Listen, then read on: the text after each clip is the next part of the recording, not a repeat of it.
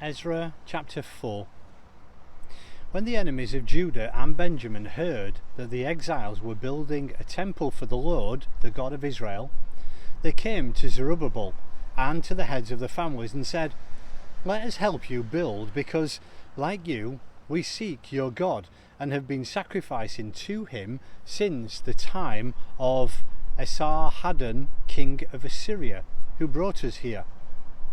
But Zerubbabel, Jeshua, and the rest of the heads of the families of Israel answered, "You have no part with us in building a temple to our God.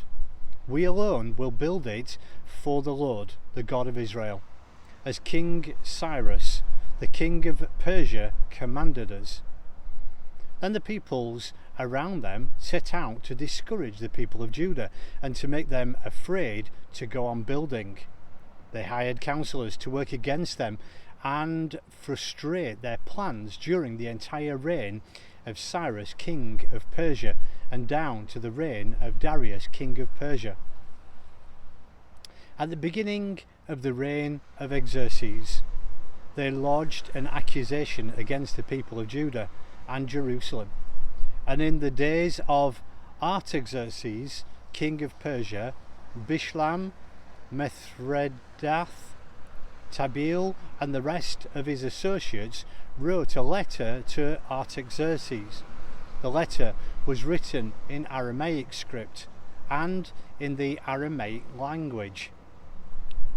Rehum, the commanding officer, and Shimshai, the secretary, wrote a letter against Jerusalem to Artaxerxes, the king, as follows. Rehum, the commanding officer, and Shimshai, the secretary, together with the rest of their associates, the judges and officials over the men of Tripolis, Persia, Erech and Babylon, the Elamites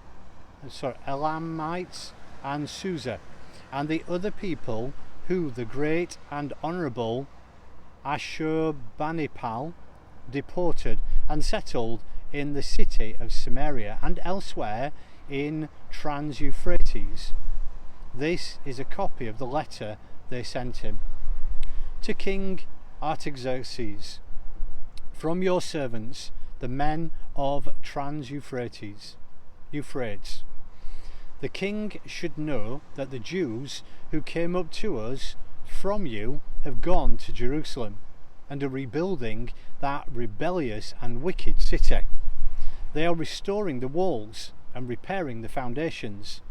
Furthermore, the king should know that if this city is built and its walls are restored, no more taxes, tribute or duty will be paid, and the royal revenues will suffer. Now, since we are under obligation to the palace and it's not proper for us to see the king dishonored, we are sending this message to inform the king, so that a search may be made in the archives of your predecessors. In these records you will find that this city is a rebellious city, troublesome to kings and provinces, a place of rebellion from ancient times. That is why the city was destroyed.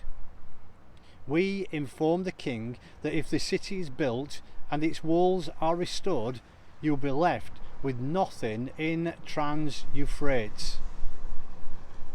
The king sent this reply to Rehum, the commanding officer, Shimshai, the secretary, and the rest of the associates living in Samaria and elsewhere in Trans-Euphrates.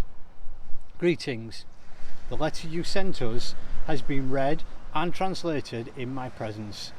I issued an order and a search was made, and it was found that this city has a long history of revolt against kings and has been a place of rebellion and sedition.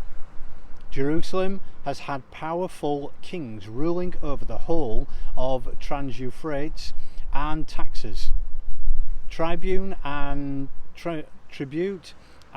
deputy were paid to them. Now issue an order to these men to stop work, so that the city will not be rebuilt until I so order. Be careful not to neglect this matter.